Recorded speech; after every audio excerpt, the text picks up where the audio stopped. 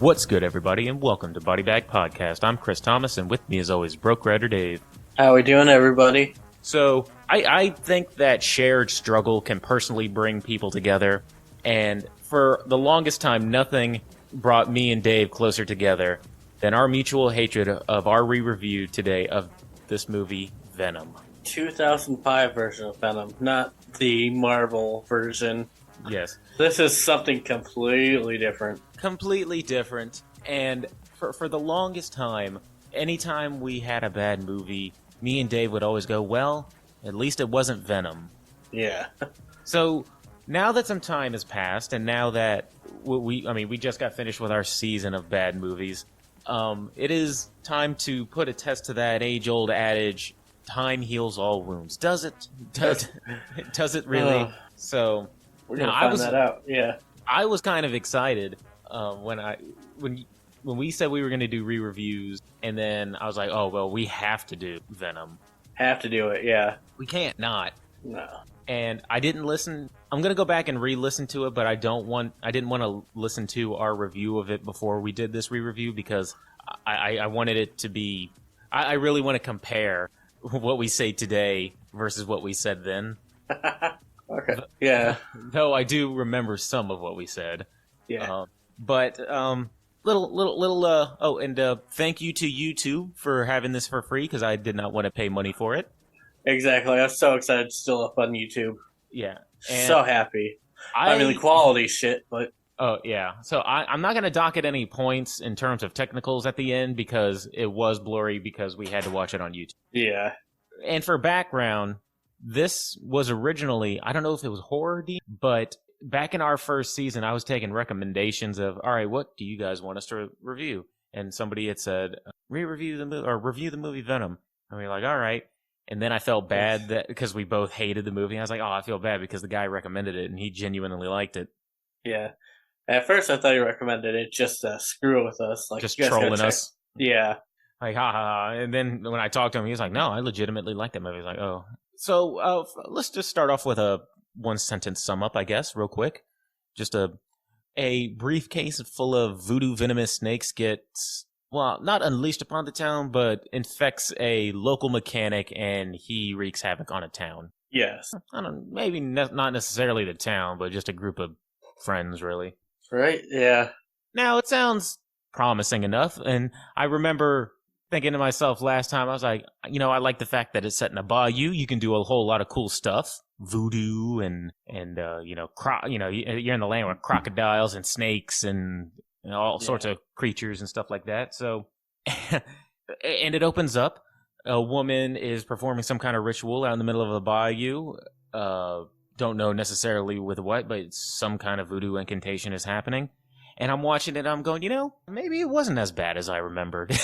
Maybe, it's not so bad. I like the setting and everything again. And then I heard a voice. and then it all came flooding back to me. Because it instantly goes from there to a diner where this blonde teenage girl is talking, and I remembered her voice. The second I heard it, I was like, The second you hear it, you go, oh, God, no. I was like, I remember now. I remember how much I hated this chick's voice. Yeah. And then the dialogue they give her with the terrible voice is just as bad. Yeah. This movie is an hour and about 15 minutes long. It drags, but yeah, it's relatively short. It feels longer than it is. Yeah. And a lot of it is because... Now, this is kind of like... This would have been right at home with our season of bad movies because it was just a group of teenagers. Yeah. And, for an hour and 15-minute movie, they throw a lot of information at you, but you don't care about any of it. No, it's... very exposition-heavy, this dialogue. Yeah, it's like exposition-heavy, but, cut down to where it's just exposition, and you don't get any, character development from any of these people. I don't think there was one natural conversation where... they weren't expositing information. Everything seemed forced. So we were at this diner. A group of friends are sitting around talking. You get information about how do you remember these people's names? I know that Megan Good plays Cece. Okay, Megan Good is Cece. She is the granddaughter of the voodoo priestess that dies. Yeah, she's the daughter of the voodoo priestess woman that we see in the beginning. We have a character named Sean, who is the illegitimate son of, I guess, the only Ray town Sawyer. Ray Sawyer, the only town mechanic. Yeah, who is the guy who gets infected with everything. Yeah, later gets infected. What you do here is going to be like the infected one of this movie when they're like, oh my god, this guy, oh my god, this guy, so creepy. Which is so funny because at one point, like, everybody makes fun of Ray, which the dude looks like just kind of like more, he has like a biker kind of look. And they're like, oh my god, that guy's great. You're not really creepy. He's just a dude. He's literally just buying dinner. He's literally just stops at a diner to buy a burger on his way back to the mechanic shop. Yeah. And for a guy who's supposedly creepy, the annoying voice chick, like, this movie's like PG-13, so she in an R-rated movie she would have shown her her titties, but she just kind of like just pushes them together, like, hey Ray, take a look at this. Kind of thing. I don't know how. I don't know why that was thrown in, but yeah, that was like, okay, so you're supposed to be like the slutty one, I guess. Yeah, this dude is so creepy. I'm gonna show him my rack. Yeah, and then we're gonna go to the mall and steal things. Because we're gonna go to steal. Because that's my one character thing is that I'm. But that's literally her line. She's like, I stole this because I like to steal. Yes, that's so. Just in case who speaks like that? I am a thief. Yeah, I stole this shirt from Abercrombie & Fitch because I am a thief. Yeah. I mean that comes later, but that is the dialogue essentially that they give. No, she says it to him at the diner. That was a talk about plans for the next day. Oh, then she said it twice then, because I think she said something again like the following day. But we see these characters, and Sean is. See that he feels some kind of way because he knows Ray's his dad and he left his mom for pregnancy and blah, blah, blah. Do you remember what Sean's friend's name was? No, but he's whining a lot because his girlfriend dumped him because she's going to Columbia and not LSU now. And he's really upset about it. Which, later we hear that conversation when they're like, you broke up with me. No, you broke up with me. It's because I wanted to go to whatever university. Oh, well, I wanted you to. God, it's like if you guys had this argument already, you don't need to spell it out for us. You've already had this argument. Like, supposedly you've had this argument, so I know you're only doing this for the audience, but we don't care. Like, yeah, okay. So the boyfriend's name is Eric. And the main lead girl's name is Eden. That's right. So we got Eden. You said Eric. Eden, Eric, Sean, and Cece are our four main people. And then you have disposable side characters like the annoying voice girl, and there was like some other dude there. I think the annoying voice girl's name in this movie is Patty. All right. I don't care. So, exposition. Then we see the voodoo priestess lady. It's now all of a sudden raining. Yeah. And she's driving. And you see that she has this briefcase full of something bad, which at this point I'm like, all right, what are you doing with this thing? When you later find out what it was, I don't know why she didn't just leave it out in the bayou where it seemed to be pretty secluded. Oh, she couldn't. It was just one random line of expedition that you get. Mm-hmm. They were building a factory where it was buried, so she had to unbury it and take it somewhere else. You see, I didn't even hear that. You said it was just explained in one line of dialogue? Yeah. All right, well, I missed it then. It's because they just throw it all at you, like, just in the dialogue. Oh. So an accident happens. Eric and Eden are arguing on a bridge. Ray comes by. He's driving home, which I thought he had left like an hour ago. So I don't know why he's happened to be on that bridge. I thought he already had left. I think he had did he have something on his tow truck? I think he had to pick a car up or something. I guess so. I mean, that would make sense. Yeah, but Eric, he chased down Eden, who was biking home, and he was driving. So Eric, being an asshole, parks his Jeep in the middle of the road. Yeah, Ray was right when he said, dude, get your car out of the middle of the road. So Ray tries to go around him, and then here comes Grandma with a bunch of demon snakes. Yeah, we find out there's Ends up demon having snakes. swerves, and she's like hanging off the bridge. Yeah, car's hanging off like half on, half off the bridge. Eric tries to like, I'll do something, and then just is useless. He like, Ray, the creepy guy, gets the grandma out. And she's like, "Can you get my suitcase?" And he's like, "What? Sure." I just let that thing fall. As soon as he got in the car with the suitcase, the car falls over the bridge, and Ray is now supposedly dead. Now, at this point, I was kind of saying to myself, I really, and it becomes apparent a lot later, I kind of wish Ray was our main character. Yeah, you only get like 2 scenes of normal Ray, but I liked him more than the other people. Yeah, he seems like the most bearable one, even though he abandoned his kid. And he's the most useful. He saved Eric from falling down off the bridge and saved the woman who died anyway. But the dude's a hero. Yeah, but as the car's going in the water, you see all the snakes come out and start attacking Ray. Mm-hmm. And down goes the truck or the car into the water. Fade in, fade out. Police arrive. And I forgot that old Sakabo himself, Method Man, was in this. Right? Like, the fact that Method Man and Megan Good are both in this movie, but it's complete trash. What the hell? And he plays a deputy, which was very weird. Right? It's just weird. Not that he can't play whatever he wants, but it's just so weird to see Method Man as a deputy. The Ray's body basically gets, dragged out of the water, and the briefcase is found, but it's empty. And apparently the chief, the sheriff, is the only one who kind of is like, oh man, this is some old Creole stuff. This is like old voodoo magic stuff. Which, that's also a thing at this point that I was like, I just can't help but notice the absence of an accent anywhere in this whole movie. Yeah, where's the Creole accent at? Give me a Cajun accent. Everybody sounds like they're from the Valley. Right. Everybody sounds like they're from L.A., but... From Simi Valley.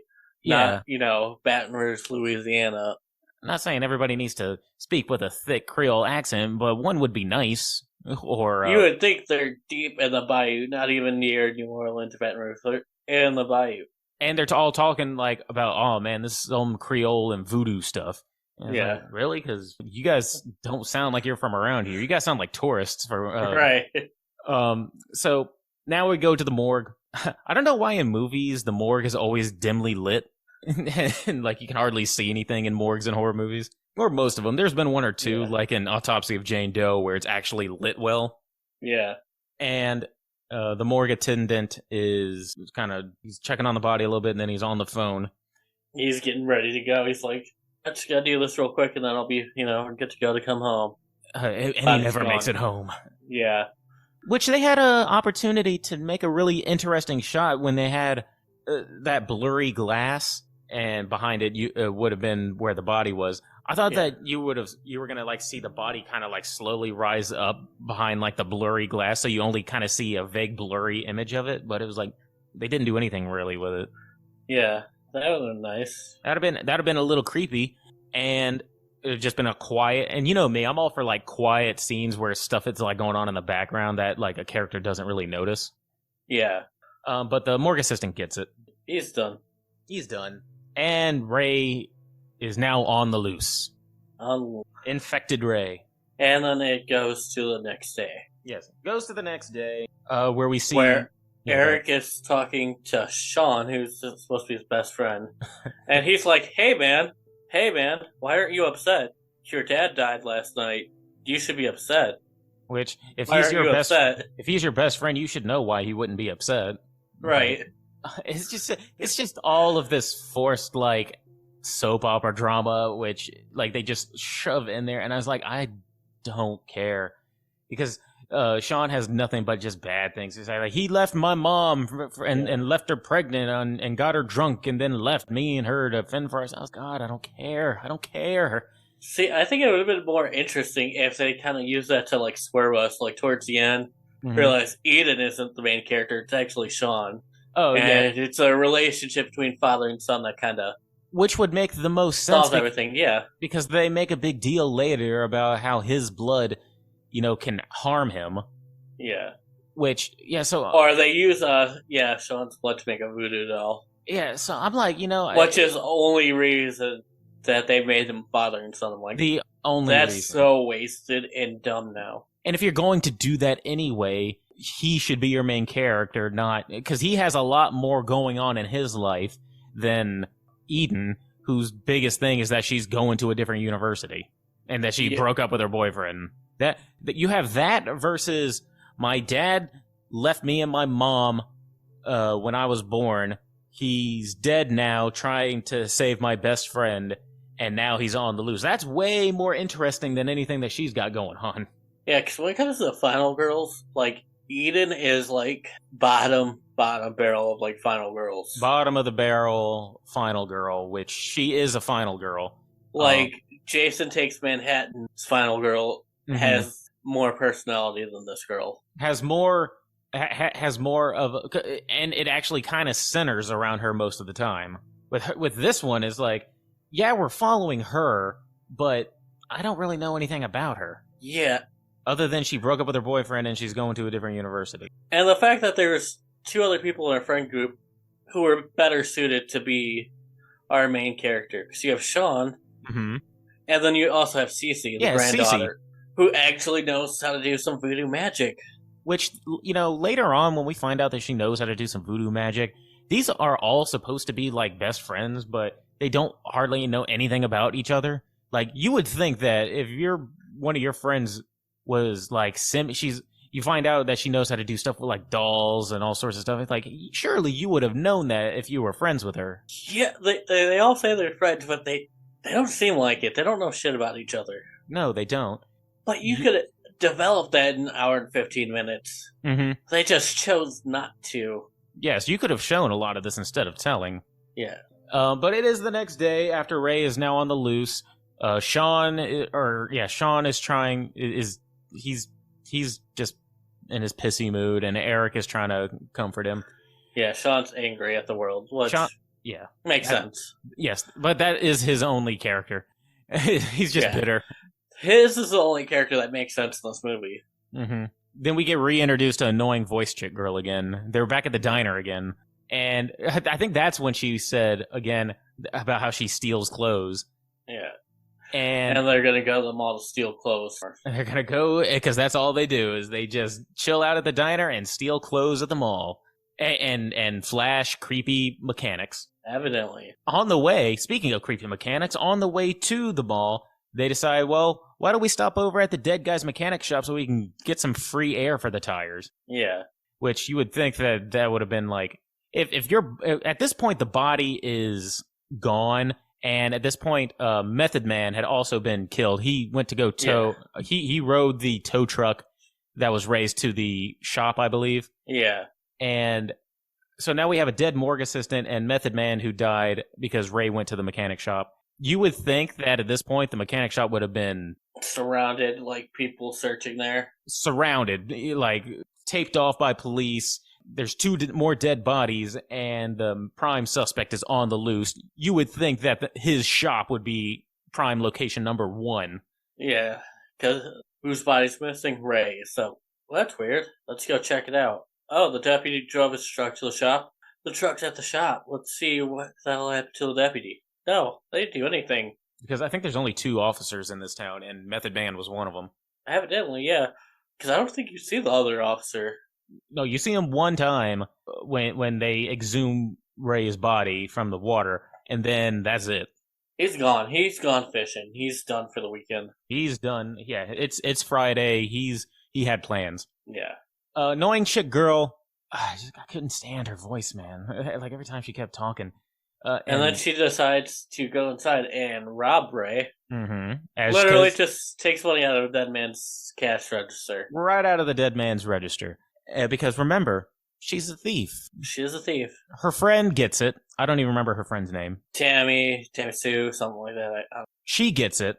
And then annoying chick girl finds her body. Ray comes out of the corner, incapacitates her. And then I remembered it was PG-13. They set up for a couple of kills that would have been a really cool kill, but they have to PG-13 it down so you don't see anything. Because I think he had was it a air pressure thing? Yeah. Or a pressure, some kind of pressurized air or pressurized water that can like cut metal pretty much. Yeah. And, like a pressure washer. Yeah.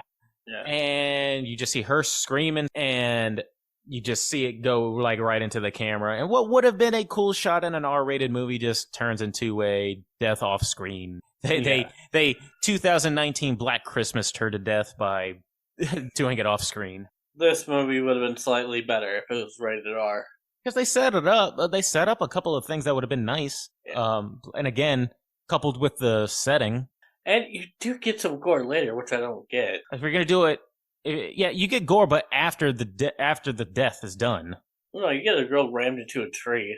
Oh, and you do get, yeah. So it's weird that they would do it sometimes, but not like that's very weird. Because you're right. Because at the end, even with Ray, they do stuff, but I don't know why you wouldn't just go all out. Yeah, so after this, they realize Ray's possessed, so they all go to Cece's grandma's house. Oh, well, no, before they go to Cece's grandma's house, Sean goes to his, Ray's garage. Okay, yeah. Yeah, because he's drinking. Eden and her other random friend who's just there, they go to Cece's grandma's house. Yes, they go to Cece's grandma's. Meanwhile, Eric and Sean, they had all been over at a lake at one point, drinking, and then Sean like left in a huff because he's still angry, and he went to go drive off, and Eric went to go after him. They ended up over at Ray's garage, which that was after Annoying Chick Girl got offed, and he's just what did I write down? I said, so now we're at the garage again. And Sean is angry, and he's talking about his past with his dad, and I still don't care. I care about as much as Sean cares that the shop's hit. Yeah, he said they're like, look at me, this is all I'm gonna be. I'm gonna be a gas station attendant. That's all I'm gonna ever amount to. I was like, at what point was this part of the story? Like, people, like that now he's having like an identity crisis of all I'm ever going to be is a mechanic. Like, at what point I'm gonna be a Ray. Yeah. I was like, at what point was this part of your story? I thought, like, okay, dude. But that was a small scene, and then now we're back at Cece's grandma's house, covered in a bunch of voodoo stuff. She is So Ray can't go inside. Ray can't go inside. At this point, when we're in Cece's house. They originally showed up to, I believe, console her because her grandma just died. Yeah. And they see all this voodoo stuff inside, and Cece gives some backstory about this venomous snake stuff. She said, Grandma used to collect souls of, like, sadists and murderers. I'm like, but why? Why? Why did she do that for? Right. They don't really explain why she takes their souls out before these people pass. Yeah, because she and why she has to put him into snakes. Yeah, she's like, Grandma collected souls, sadists, murderers, evil men, and I'm just like, why? Why are they doing this? Why is she doing? And why would it be snakes? And why would she? And why do you call it milking them? Yeah, why did you call it milking? And why are you holding on to them for? Why did your grandma hold on to? So is it that initially she would milk them? Which just sounds weird. And did she had the snake briefcase, and I guess she buried it out into the bayou, but then she had to dig it back up? Yeah, because a factory was going to get built up where she buried all the snakes. I can't help but think that there was a better way to go about this. Like, don't do it on a rainy night. Maybe do it during the day. Don't go alone. You know what I mean? Yeah. Like, there's a lot of things, yeah. Not in the middle of the night during a rainy day, or in the middle of a rainy night. Yeah, I don't know. Plus, I thought I'd have put it in a cement block or something and tossed that shit into the ocean. Right. But then we wouldn't have a story, I guess. Yeah. So Ray can't go into the house. He's tracked him down, and he can't get in. The house is, as she says, blessed, but apparently also she doesn't believe in having a telephone. And now. This is also this movie came out 2005. Yeah, and none of the teenagers had cell phones. I know they said, "Well, do you think I'd get a reception out here?" But I was like, "Yeah, but I mean, I don't know how. I mean, I know how it would be now. everybody would have their phone on them 24/7. But so I don't know. I'm trying to remember. Maybe cell phones weren't as big back then. 2005. A lot of flip phones started coming out then. Flip phones. I think it was like before the flip phone started coming out. Mm-hmm. I think that was like around the time of like the Nextels were the big one. All right. Where you like have the little boop boop thing. Okay. Whatever. So they don't have any. They don't have any cell phones, and conveniently, Grandma never believed in telephones either. Yeah. So Ray starts destroying the house to get him to come out, basically. And now everybody at this point, everybody is in here. He also flipped over Eden's friend's car. Yeah, so he to come out. Yeah. So they can't leave, and then what's his name? Eric shows up. Yeah. Eric and Sean show back up. They run inside the house, and Ray, does he throw like a bear trap, or does he throw just like a chain inside? No, that's what I was thinking. Like he perfectly lassos someone with the chain through a window around the neck. He perfectly lassos. There's not a hook or anything on the chain. It just wraps around their neck and he yanks it. It perfectly lassos because he can't go inside, so he's trying to do all these elaborate things to get them out. So he makes a lasso out of a chain, throws it inside, grabs Sean, who is his son, and pulls him out the house. Well, we say make a lasso. He doesn't make a lasso. The chain just somehow perfectly wraps around his neck. Like a snake. Yeah. What the hell? Like a snake. It makes sense now. I saw them like, that's so dumb. Because at first I thought he threw like a bear trap inside, and I was like, is that how he got him? He drags a bear trap would have been dope, though. Like, just a kill like that. The bad acting is becoming really apparent. Because Sean gets it. At this point, now they're armed with a shotgun. But... Yeah. Ray they shoot Ray, but he keeps coming up, and he gets got. Sean gets stabbed through the back, through the stomach, and now Sean's dead. So they pull his body back inside. Yeah, they pull his dead body back inside. So at this point, if you're thinking that Sean was supposed to be any kind of main character, no, he's not. His character, we finally find some purpose for his character, because the only way apparently that Ray can be defeated is through blood. And because... No. Oh, sorry. They can't hurt him unless they use magic, so they make Sean a voodoo doll because he has the same blood as Ray. How convenient. Right? And that doesn't really work. Like, it hurts him for a while, and then he just uses his truck to rip off the front of the house. Eden, at all this time, too, Eden is like... Because Cece's like, we're going to use his body, put it on the altar, we're going to use his body as a voodoo doll. And Eden's like, no, my God, we can't do this. No, please. No, it wasn't Eden who was doing that. It was that one random friend that was there. No idea what this girl's name is. Wait, there was another blonde? Yeah, there's two blondes. Oh, they were interchangeable. Remember, it was a blonde that gets, somehow she's like holding onto Ray's truck and in their car and gets split on the tree. Was that like... Oh man, they were interchangeable then. Yes, she's like a faceless person, basically. She just blended into Eden to me. But she's like, no, you can't do this. You can't use his body. And I'm like, I just want to give you permission, Dave. If we're ever in a horror situation and you need to use my body as like bait or food or in this case some kind of voodoo thing, you have my full permission to do so. You do too. Like, if I'm already dead, go for it. Get out alive if you need it. Yeah. Get out alive. Just like, I'd rather my body be used for something. Like, right. Just, let my death not be in vain. Just, yeah. If you can get out. But I'd be, much rather have character development than die. Yes. Like they should have done with Sean, but what can you do? Right. So Ray attaches a chain to his car to one of the support beams of the house, and somehow that rips off the entire fucking front of the house. Just the entire front, because sure, why not? Okay. So that happens, and now, which doesn't make sense, because I would think that just because the house is ripped up, I would still think that the spell would still be there. All right. I don't know how voodoo works, so who knows? But apparently tearing down the house... Maybe it was like a protection circle and he broke it. But now he can go inside the rubble.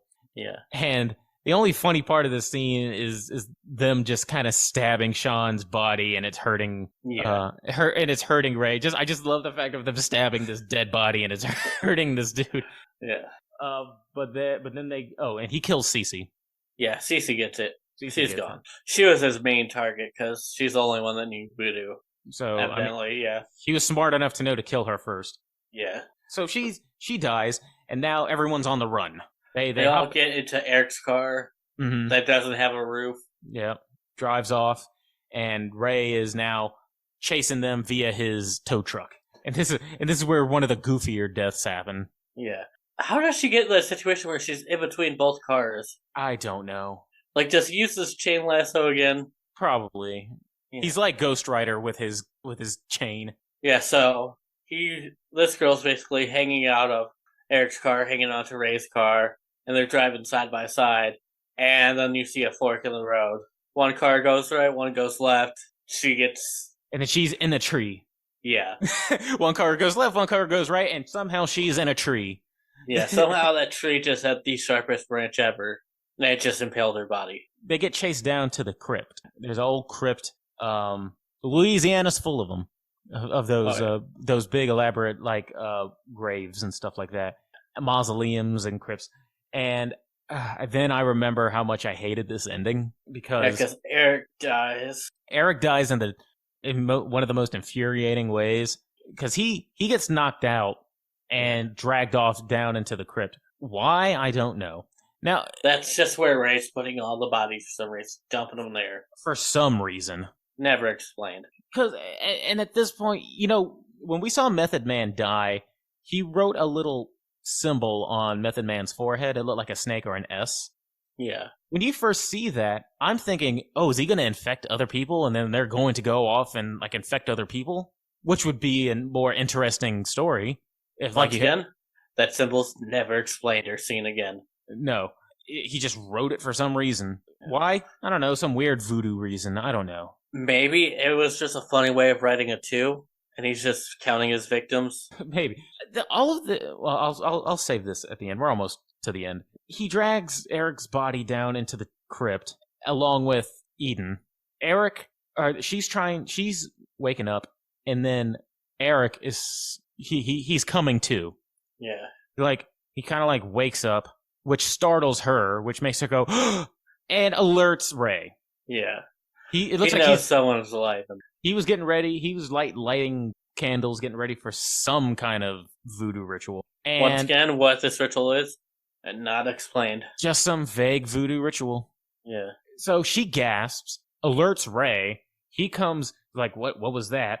Eric looks up, sees that he's there, and then decides to sacrifice himself by making a noise like it was him who made that gasp. He goes, and then Ray offs him. I was like, oh my God, I hated that ending so much.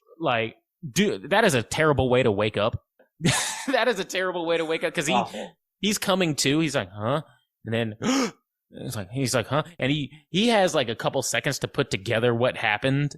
Yeah. So in within the span of 60 seconds, the dude wakes up from being knocked out, sees that she gets shocked, notices that the dude is coming, and then decides, well, I'm going to sacrifice myself. I love her, I guess. Yeah. And all within the span of 60 seconds, I was like, oh, I hate that. And then it gets even worse because Eden then gets out of the crypt, somehow knocks Ray down another crypt, throws a lid on it. Yeah. You throws a lid on it, and you're like, is that how they're ending it? She's just locking him down there? For all eternity. And then he gets out, and she gets in his truck, runs him over. So apparently, the only thing that can stop him is blood, or you can run him over. Yeah, and then you see 2 of the snakes just come out of his body and Sequel go out bait. in the world. Yeah. So the story was they never really solved the issue at hand. They must have realized, all right, we only have one last day of shooting, so we got to wrap this up somehow. Yeah. Which, he was strong enough to apparently flip over a car at one point. His super strength never comes back into play. No. But yeah, that ending was awful. Because it still never solves the problem of the movie that infested spirits throughout the world. Do nothing about that. It's called Venom. It's supposed to be about venomous snakes, but you see the snakes twice. Yeah. The beginning and in the end.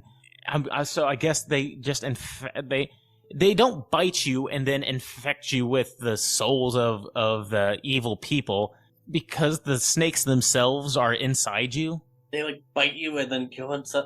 It's weird. Because I thought that it was going to be. I thought it would. At this whole point, I'm like, you get bit by the snakes and they probably fill you with the soul of the evil milked souls or something like that. Yeah.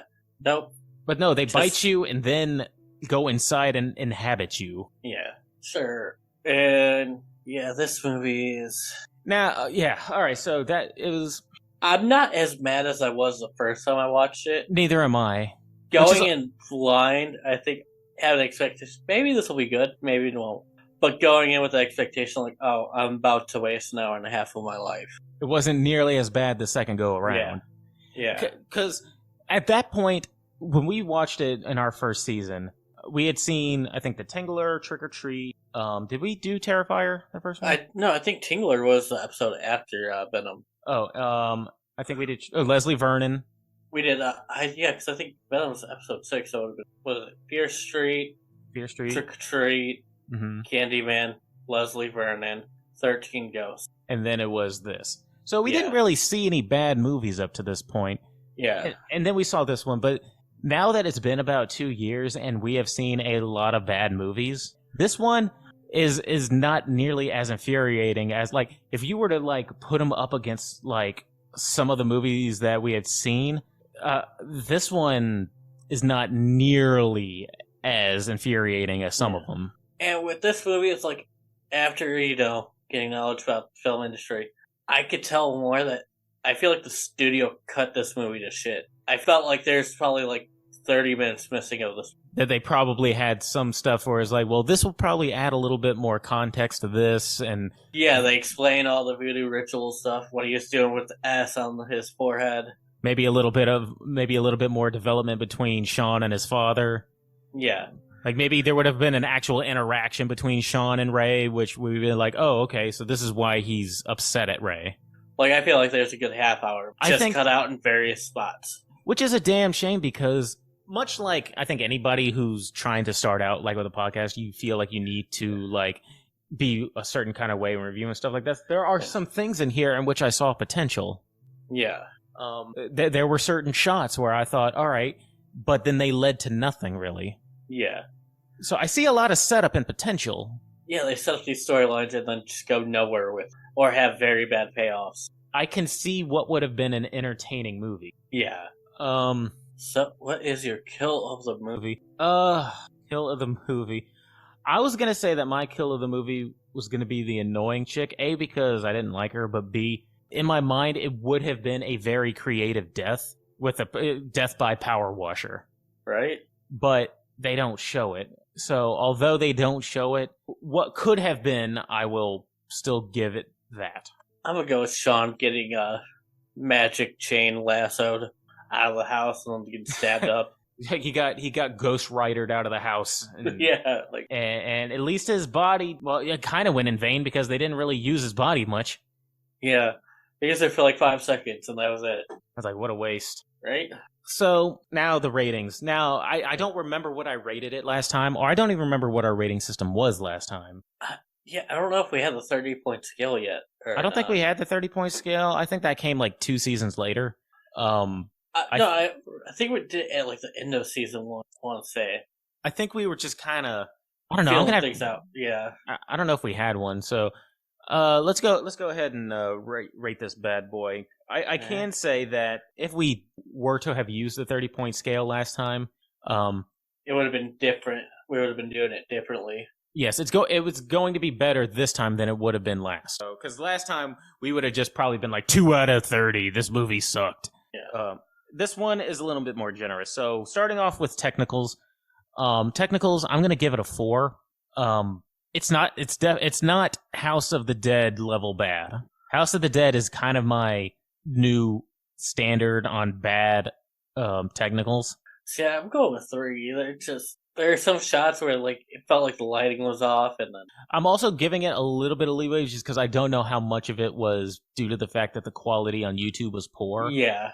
Like, if it looks like this, like it did on YouTube on a streaming service, I would probably give it a 1. But the fact that it was free and on YouTube, it's not the worst edited I've ever seen. It does have some of that stuff where there is some janky editing, but is by no means the worst I've ever seen. 5 is usually about an average, so I put it 1 point below just a average. So yeah, I went 3. So okay. Story. You can go first for story. I'm gonna have to give it a 1 because it like picks up like a bunch of different storylines that go nowhere, or it just has bad payoffs on the storyline. Mm-hmm. So I'm gonna have to give it a 1. So, see, I'm going by certain standards of what I rated movies that truly infuriated me. Like Hanukkah really pissed me off. But then again, that's also enjoyment. Story, I'm gonna say 2.5. I'm gonna say 2.5 because there was a lot, like you said, it felt like a lot was missing. Like 30 minutes worth of context is cut out. A lot of exposition was just dumped on you for no reason. I mean, I was gonna give it a 3 because I could at least follow it. To like 1 or 2. Well, I don't think we've ever given a 0 out. I'm gonna give it a 2 instead of 1 because you can follow the story. I'm gonna save 1 for like stories that are just incoherent. Yeah. So I say 2.5 because I can at least follow what's happening. But yes, a lot of stuff that leads nowhere and a lot of exposition talk. It's like 90% just exposition. Yeah. And enjoyment, I'm also gonna give it about a 2. It's not one that I ever want to go back and watch. I'm gonna give it a 1.5. 1.5. Yeah, because if it's not for this podcast, I'm not watching it. Yeah, if someone puts it on their house, I will. I wouldn't go as far as to leave, but I would be like, I'd be like, ugh. I would try to talk them out of it. Yeah, I'd be like, look, I've watched this movie twice, and within 2 years apart, so I had time to heal. Don't do this. Don't do this. Don't do this to me. Yeah. So I'm gonna say, I'm trying to think. I'm actually going to give it for enjoyment. I said, what did I say? 2. 2.5. I'll do a 2.5. That way it'll be 5 between that and the story. All right. So you gave it a total of 9 out of 30. Yes, which is about a 25% out of 100. I gave it a 6.5 out of 30. So it's, believe it or not, that is still more generous than what we would have given it in season 1. Because I feel like we gave it like around a 3 or 4. Like out of 100? Out of 30, yeah. Yeah. So it's on Rotten Tomatoes. It's at like 14. So even then, with it being at like a 20 to 25%, that's still very generous. Not that Rotten Tomatoes is the be all end all, but no, they get it wrong a lot. They get it wrong a lot, but I'd say that they were right on this one. Yeah. So yeah, it's still just as bad, but not nearly as infuriating. Yeah, because I think we have the expectations of this is gonna suck. I still say that, like last time we went in no expectations, not knowing what we're about to watch. I still say that my top 2 contenders for the most, I think Venom, for me personally, has been replaced in terms of my enjoyment and whatnot, has been replaced by Hanukkah or Soul Survivors. See, for me, I think it's Always Know What You Did Last Summer and Soul Survivors. We can both. Why don't we just both agree and just say Soul Survivors? Because I went and re-listened to that episode before we recorded. I was at the gym and I popped on Soul Survivors, and just remembering and you mentioning, the fact that all of this happened and there was like no consequence to anything because all the arc that she had in her coma means nothing because she was in a coma when she had it. Yeah, it was all a dream. And not to mention, you pretty much were vilifying dead people. The people who died in the car crash, you made them out to be the bad guys. Yeah. Yeah. So, at least Hanukkah has that scene that made me laugh. In a terrible movie, it had one scene that actually made me laugh out loud. Which one was that? Where they take the cover off the girl that was kidnapped, and she scares the guy and he punches her. Oh, yeah. Sorry, I didn't know. That movie just absolutely drills her. That movie, I don't know, man. That movie just really irritated me. I think it was just because everybody was just shitty in that movie in terms of like as people. terrible people all through that movie. But I might have to say, just because I think that we can both agree then, our new standard now for a bad movie, Venom, I think you can come down now off of your throne. I think we can put Soul Survivor up there. Yes, Soul Survivor is worse and worse right now. Because not only was it all that happened, it was boring too. So fucking boring. Which is funny because when I re-listened to that episode, I had said, "Oh no, that was that was after I was listening to the Urban Legends review." I thought that because what came first was Urban Legends, and I said, "Oh, I think the worst is behind us," and then we did Soul Survivor, and I was like, "No, the worst was the very last one." The very last movie, yeah. Okay, but as we did with, I don't know if it was our last re-review, but I kind of wanted to pad this out with just a little bit of topic talk. Last time I had asked the question of how much could you separate a troublesome director or actor with a movie? And again, this isn't necessarily to have any kind of answer. It's just posing questions. It's just for pondering's sake. And this one is due to the recent news I had heard of, and I'm sure you've probably seen it in the news about I'm going to say this. I will title this question of how much should we be looking at older properties through the lens of 2023? So I'll pose it this way, because, for instance, the new Snow White and the Seven Magical Creatures movie, I'm sure you've heard the news about that. Yeah. And how Snow White is now played by a Latina actress, and the seven dwarves, who were originally supposed to be seven dwarves, are now seven magical creatures. Yeah. And I've heard arguments on both sides, but it seems like the consensus is that even people of short stature didn't care that it was Snow White and the Seven Dwarves. In fact, they think that, that was taking away some jobs for... Yeah, they're upset it took away jobs for little people in Hollywood. And then I was also scrolling through TikTok, and I saw somebody posed the question, like, why were there no women in the movie 12 Angry Men that came out in like 1958 or something like that? Right. I was like, and in my mind, I'm like, because it's called 12 Angry Men. It's about... If you look at in the 50s, I don't think they had women serve on juries. No, they didn't. And it was like, and 12 Angry People doesn't tend to roll off the tongue as easy as 12 Angry Men.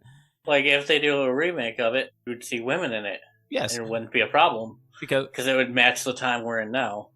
Because 12 Angry Men, the 1950s version, is it's in my top 5 favorite movies of all time. I love that movie. Great classic movie, yeah. Yeah, and I know you don't care for black and white movies that much. No. But if I'm watching, like, an older movie, I'm like, all right, that's... For the time. Yeah. But me, personally, that's one of my favorite movies.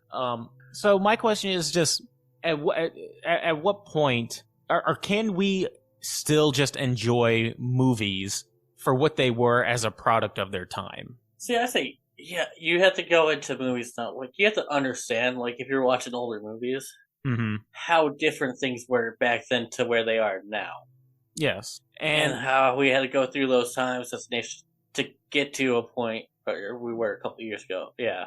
Because I'm personally of the idea, and I can understand people who have alternative ideas and thoughts about this, but I'm of the thing that we don't necessarily have to take every classic movie and bring it up to today's standards. I think that we can understand a movie for what it was at the time and just say, all right, it was what it was at the time. That probably wouldn't be made the same way now, but for what it was at the time, because you can't really... just because we came a little bit later doesn't mean we're necessarily better. You know what I mean? Yeah, exactly. And you don't want to get into the whole censorship thing where you're taking things out because you don't agree with how they were. A lot of things that happened in like the 50s, 60s, a lot of us don't agree with. Of course. Yeah, so... It is certainly not without its troublesome... America, as well as the world, is not without its troublesome press. Yeah. Yeah. So it's not something that if you start censoring all the bad things from there, no, you're going to end up repeating it, because if you don't learn history, you're doomed to repeat it. Yeah, and I remember that some people made a big deal back when they temporarily removed, like, not sound of music, what's that long? Frankly, Scarlet, I Don't Give a Damn. Oh, that's gonna bug me. What's the movie that has Frankly Scarlet? I don't give a damn. Scarlet Letter? No. Oh my god. It caused like a thing because they like. Give me a second. Oh man, I'm so Gone with the Wind. Gone with the Wind. They removed Gone with the Wind because it was like post Reconstruction era or during I don't remember what time period. It was either post or middle of slavery, and they took it down off of streaming briefly and then put it back up, but with a disclaimer at the beginning saying the people depicted in this was, basically a product of the time and blah blah blah. Which I'm cool with them doing that. Like, instead of just getting rid of all these movies and shows and I don't mind having a music disclaimer from back then. A little bit of a disclaimer, like, hey, this is how the world was viewed at the time, and this is how movies kind of portrayed things in like the early 1900s. This is just kind of how it was. So just we don't agree with it, we don't condone it, but that's just how it was. Yeah, and originally the topic was going to be like, what do you think of like recasting, and because the point was to bring up topics that are either topics that should be discussed or things that are non-topics but people tend to make a big deal of. And I know the term woke Hollywood gets thrown around a lot nowadays, but personally, I don't really think there's any kind of agenda. I think you should just take things on a thing by thing basis. Yeah. A movie by movie basis, instead of saying all of it is trying to do it now. It's like, no, just sometimes I can understand it. Sometimes I don't think it's warranted. I just, Little Mermaid came out, and casting Haley Bailey as Ariel, I didn't care. But Snow White and the Seven Magical Creatures, I think that you're kind of like, well, there's a reason why she's called Snow White. It's because I think, wasn't it because her skin was white as snow? Yeah, but Rachel Zegler, even though she's Latino, she still looks like Snow White when she was in costume. Well, the character. Well, I'll also say people are just upset that they changed the story instead of. Well, that too. That's having a true love. They made her like super feminist girl boss. That's the other thing. That's what upset people. Yeah, that's the other thing I was going to say. Well, also, I always thought it was really funny because Gal Gadot's playing the evil queen. I don't know what it is about this Snow White thing, and the evil queen is way hotter than the Snow White. Yeah, it's Snow White, but she's jealous of her looks. Personally, I think that if you're going to change like the actual story around so much, then you should just make your own original story. Yeah. Because I'm all for having powerful female character and have as many variety of different kind of people as your magical creatures as you want. But when you're pretty much changing everything about what the story was, then it's not the story. You're just kind of using the name to get to have people watch it. It's not what you're advertising. Yeah, because at this point, I think that it's like, well, you don't really have enough faith in your own project to let it be its own original thing. Because if you had enough faith in your project to make your own original story, then you wouldn't need to ride the coattails of a very famous title. Yeah. You know what I mean? Like, you said her name is Rachel Zegler? Yeah, Ziegler, yeah. She was really good in the, once again, another remake. She was, it's one of my favorite musicals tonight. So the name just completely...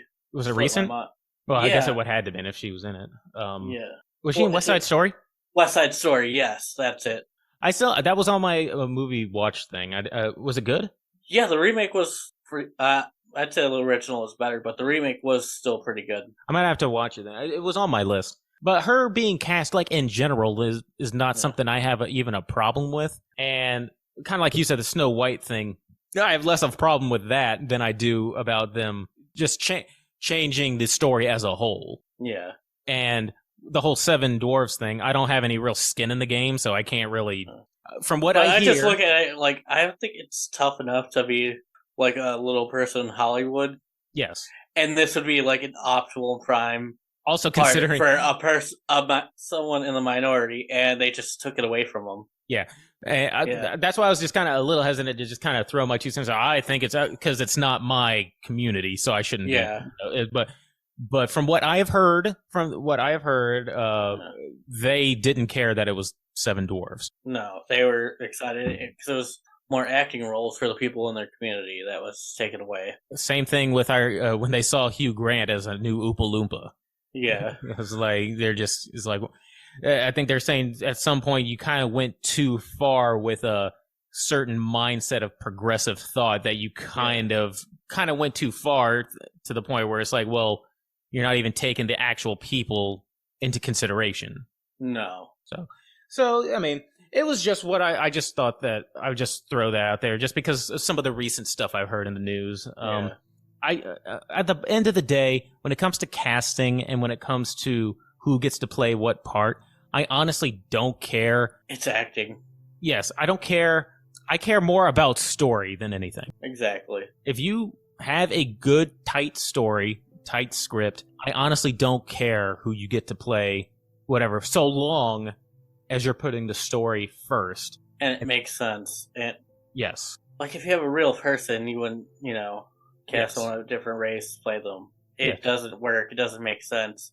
And takes people out of the movie when it's like an actual, real human being that actually lived, so. Yes. Plus, I not to say, I'm not speaking for anybody, but I would think that would be kind of insulting if you were cast more because of your gender or race instead of your acting ability. Yeah. I would think that personally, I would consider it an insult if that was the main reason you cast me. But again, it's a case-by-case basis. Exactly. I'm not saying that there's any kind of agenda or anything like that. I just think you can just take a movie as it comes and be like, all right, let me see how the movie is. And then you can draw your assumptions based on what you thought after you watch it. With these topic talks, much like last time, I know we have to kind of be careful. Yeah. You have to definitely be careful because at the end Not of the day... to offend anybody, yeah. At the end of the day, we have our opinions, and it's also the same reason we don't talk about politics or religion. Yeah. Because this is a horror movie podcast. But it is also a movie podcast. So the topics that we talk about are going to be movie-based. Exactly. So whether or not you think it's an issue or not, that's up to you. It's just something to just kind of throw out there to the universe to think about. But wrapping up, I don't know how many of these re-reviews we got going on. Do you know how many that we have slated? I have no idea because of everything having to be moved around, so. We should at least have 3. Yeah, 3 or 4, so. And I think that it is high time that we give back some love to Rise of Leslie Vernon. Okay, yeah. Unless you wanted to do a different re-review next time. I was thinking maybe like Trick or Treat. You want to do Trick or Treat? Yeah. Save Leslie Vernon for the last one. So you want to do 4 then? Yeah. Okay, that's fine with me. I just was saying I think we should get Leslie Vernon in at some point. Yeah. But Trick or Treat, I certainly don't mind because, hey, I don't need any excuse to watch Trick or Treat. Yeah. So we'll do Trick or Treat next, and then Leslie Vernon. Yeah, that movie actually might have been if we didn't re-review it or review it already, that would have definitely been one of my picks for this season of Body Bag Favorites. Yeah. But that's for another time. And want to thanks again. We passed a milestone this past week, which we hit. Should I say the number or just say we hit a certain amount of downloads? Well, it's gonna be like a month and a half before this comes out, so. Well, I'll just say this to all those who are listening. We hit a milestone between me and Dave in terms of how many downloads we got, and we just want to say thank you. Thank you, guys. We appreciate it. Yeah. We need to definitely figure out how to structure which episodes come out when better next season. Yeah. We just like to, when we get in a recording groove, we just like to just pump them out. Yeah. But thank you to everyone listening. Thanks for everyone on Insta and everyone who stuck around. Even there's got to be one diehard fan who's been with us since the beginning. Yeah, we appreciate you. We appreciate you. That's gonna be either my future wife or the person who will eventually murder me one day. Yeah. Person who's going through my garbage as we speak. But thanks again, everybody. And I've been Chris Thomas, and with me, as always, Broke Redder Dave. Have a good week, everybody. Hey, everybody. Thanks for listening to Body Bag Podcast. Be sure to like and subscribe and leave us a comment as to what you'd like to hear us review, or any horror movie topics you'd like to hear us rant and rave about. And while you're at it, you can find us on Twitter at BodyBagPod and on Instagram at BodyBagPodcast. Thanks, and we'll see you next time.